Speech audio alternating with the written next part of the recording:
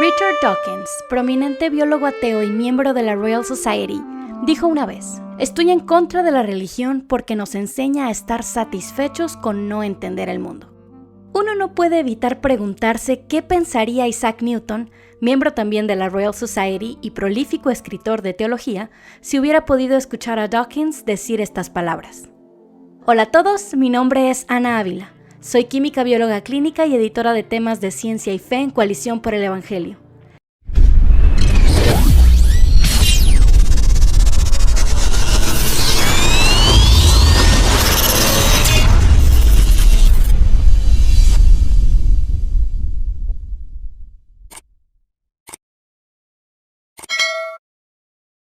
Hoy dejaremos la historia atrás, enfocándonos en lo que la fe cristiana enseña acerca del hombre y el mundo y cómo esto se relaciona con la ciencia. ¿No sería mejor separar para siempre lo que pasa dentro del laboratorio y lo que pasa dentro de la iglesia? ¿Es siquiera posible separar la ciencia de sus raíces cristianas?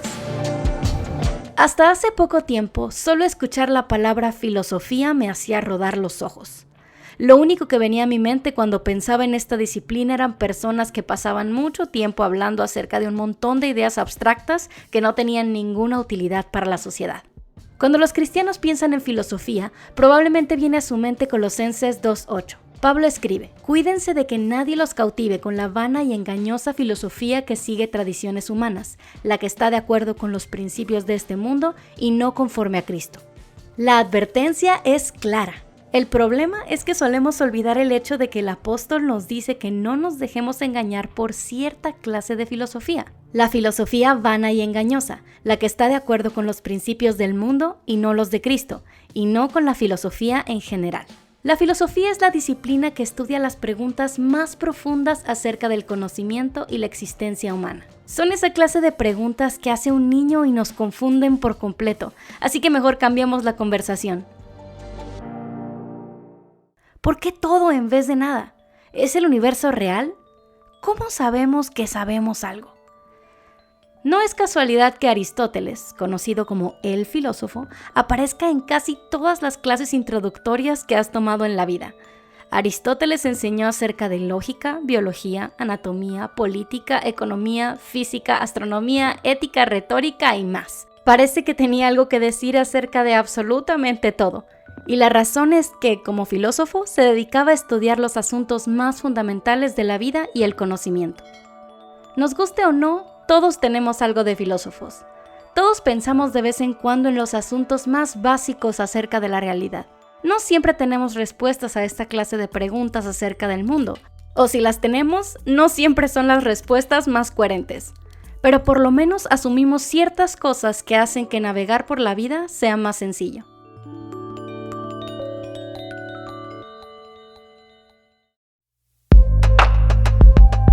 A pesar de esto, existe la noción de que para hacer buena ciencia necesitas mirar la naturaleza desde una perspectiva libre de cualquier creencia.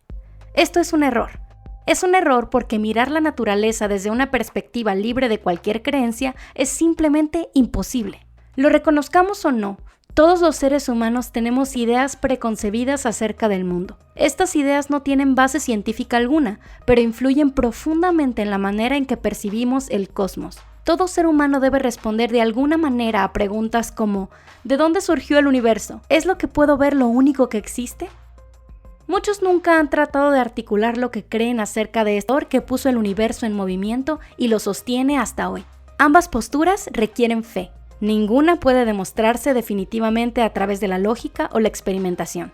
Algunos reconocen que hay preguntas cuya respuesta es inaccesible para la mera razón humana y llegan a la conclusión de que lo único que podemos considerar como verdad es lo que puede demostrarse empíricamente.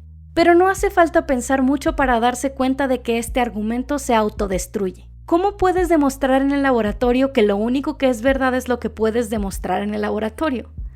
Necesitamos algo más que la razón. Necesitamos revelación. Atea, teísta, panteísta o lo que sea, cada cosmovisión, cada manera de interpretar el mundo, responde de cierta manera a las preguntas filosóficas más profundas del ser humano. La pregunta es: ¿Cuál de estas cosmovisiones ofrece la mejor base filosófica para poder desarrollar el método científico? ¿Es cierto que la religión cristiana es un estorbo para la ciencia experimental? Antes de continuar examinando las creencias básicas de la fe cristiana y su relación con la ciencia, es importante hacer una aclaración.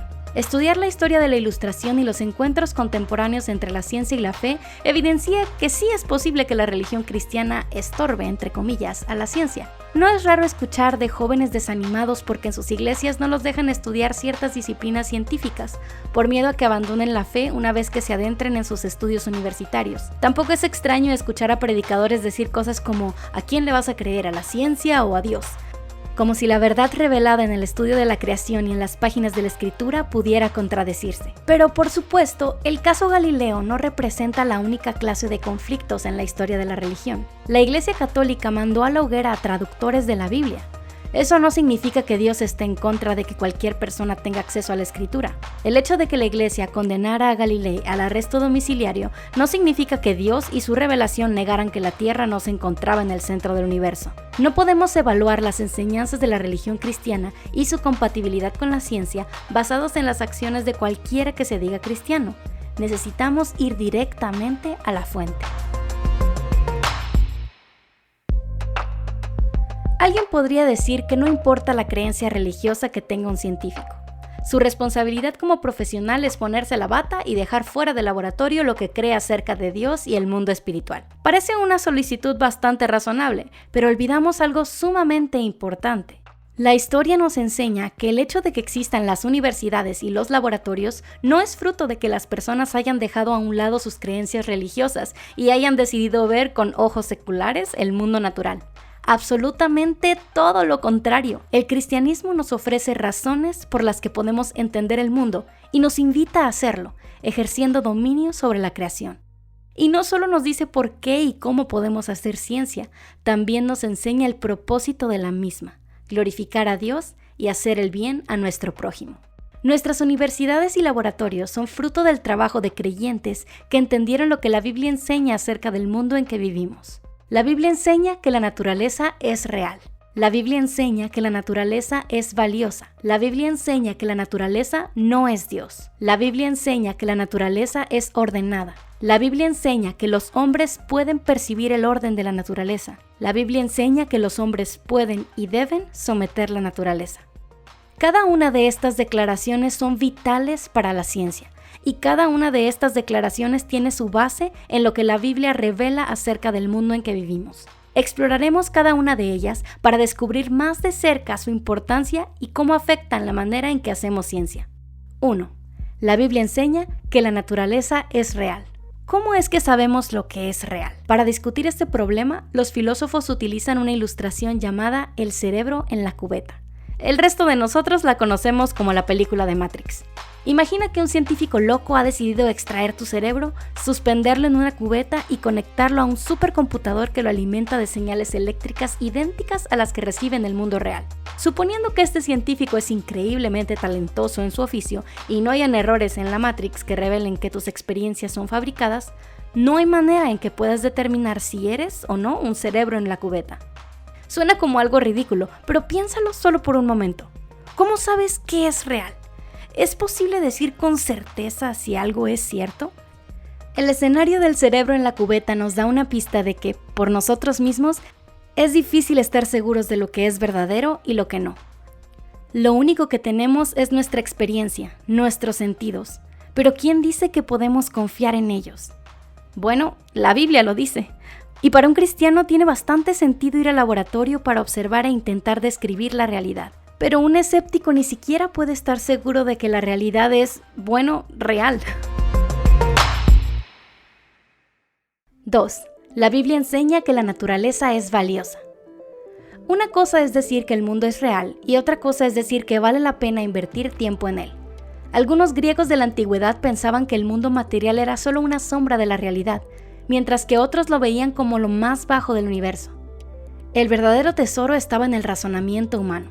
El mundo material, incluyendo nuestros cuerpos, era solo un estorbo. Por eso los griegos jamás desarrollaron la ciencia experimental.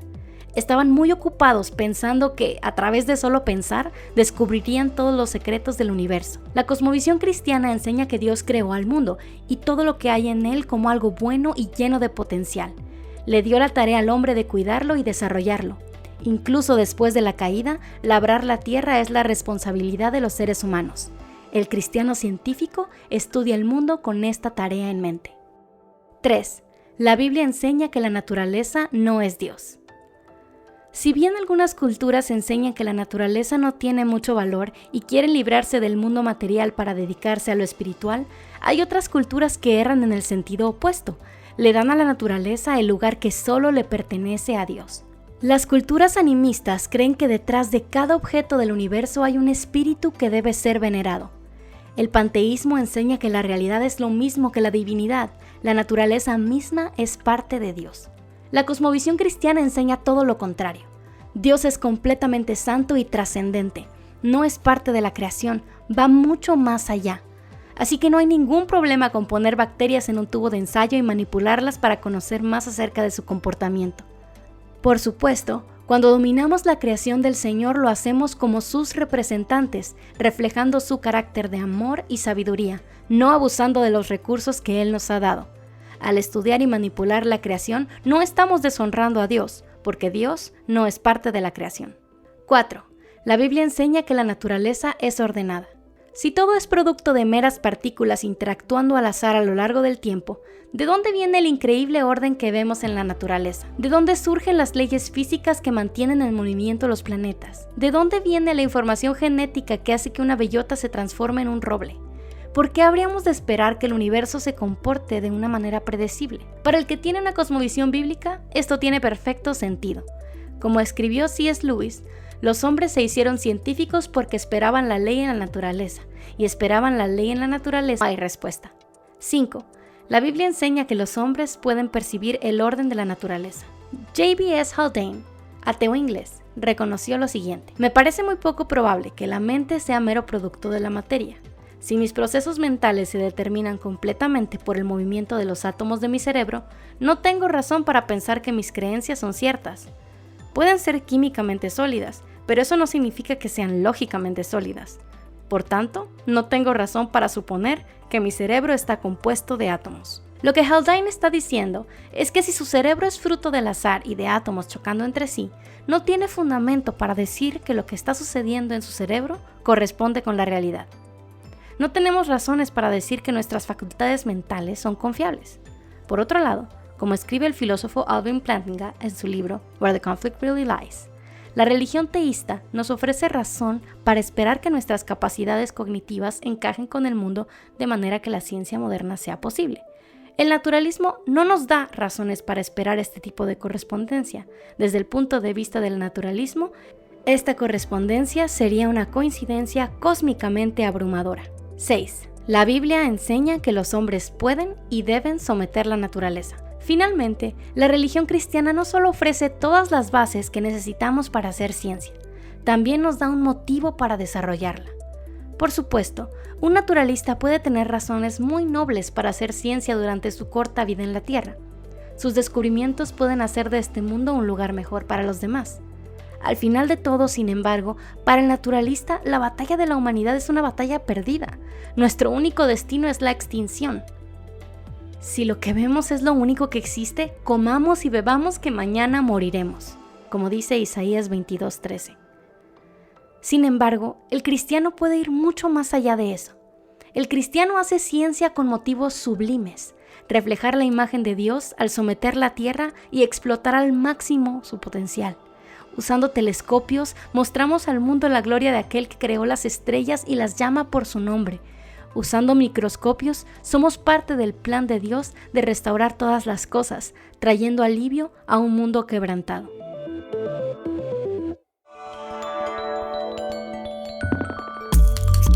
Escucha las palabras del genetista ateo Richard Lewontin. Tomamos el lado de la ciencia a pesar del patente absurdo de algunos de sus constructos, a pesar de su fracaso para cumplir muchas de sus promesas extravagantes de salud y vida, Porque tenemos un compromiso previo, un compromiso con el materialismo. No es que los métodos e instituciones de la ciencia de alguna manera nos obliguen a aceptar una explicación material del mundo de los fenómenos, sino que, al contrario, somos forzados por nuestra adherencia a priori a causas materiales para producir un aparato de investigación y un conjunto de conceptos que produzcan explicaciones materiales, sin importar hasta qué punto son contraintuitivas y desconcertantes para el no iniciado. Todavía más, ese materialismo es un absoluto, porque no podemos permitir un pie divino en la puerta. Lewontin admite que la ciencia no requiere adoptar una cosmovisión materialista, que concibe que todo lo que existe es producto de la materia y sus interacciones, sino más bien dice que el materialismo debe ser un compromiso previo para los científicos. Pero Lewontin se equivoca. El científico no necesita estar comprometido con el materialismo para hacer buena ciencia. El método científico no fue diseñado por pensadores materialistas. Por supuesto, el científico se dedica a estudiar los fenómenos naturales, pero esto no significa que el científico debe creer que los fenómenos naturales son lo único que existe. Si estoy sujetando una pelota y la suelto, la ley de la gravedad me dirá que acabará en el suelo y predecirá correctamente la velocidad del impacto. Sin embargo, la ley de gravedad no puede predecir si alguien meterá la mano y atrapará la pelota en el aire, impidiendo que caiga al suelo.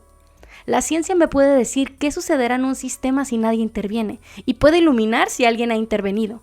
Pero que la ciencia pueda explicar cómo funciona un sistema no significa que el sistema no puede ser intervenido en ningún momento. Dios creó un mundo ordenado, pero eso no significa que no exista nada más allá de ese mundo. Tampoco significa que Él no puede intervenir en ese mundo cuando lo desee.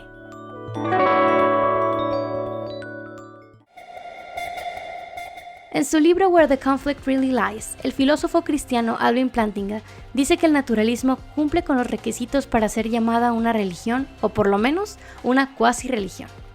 Él escribe que el naturalismo satisface una de las funciones principales de una religión, ofrece una narrativa maestra y responde a las preguntas humanas más importantes. Más adelante, Plantinga continúa diciendo que el naturalismo nos dice cómo es la realidad definitiva, cómo encajamos en el universo, cómo nos relacionamos con otras criaturas y cómo llegamos a ser. Las respuestas del naturalismo a las preguntas más básicas del ser humano es que el universo se creó a sí mismo y que llegamos a donde estamos por la acción de las leyes físicas y el paso del tiempo. Vale la pena explorar qué tan razonables son estas declaraciones filosóficas, pero no podemos permitir que unos cuantos ateos las disfracen de ciencia. Por supuesto, esto no significa que los científicos naturalistas no puedan hacer buena ciencia, sino que simplemente tienen que ignorar las implicaciones de su filosofía cada vez que entran al laboratorio.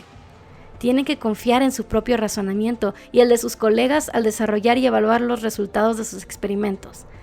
Tienen que confiar que los fenómenos que están observando en realidad están sucediendo en el mundo real y no solo en su imaginación. Tienen que aceptar el diseño y el orden que perciben en el cosmos mientras niegan la existencia de un diseñador. El filósofo alemán Immanuel Kant decía que los seres humanos no podemos saber si Dios existe, pero que debemos vivir como si existiera para que la sociedad y la ética puedan sobrevivir. Los científicos naturalistas deben hacer algo similar. Mientras niegan la existencia de Dios, deben vivir como si le reconocieran. Es más fácil pretender que humillarse. Cuando evaluamos la filosofía detrás de las religiones o cuasi-religiones, como el naturalismo, el panteísmo o el animismo, nos damos cuenta de que sí, la religión puede estorbar la ciencia. Sin embargo, la religión cristiana, el teísmo bíblico, no lo hace.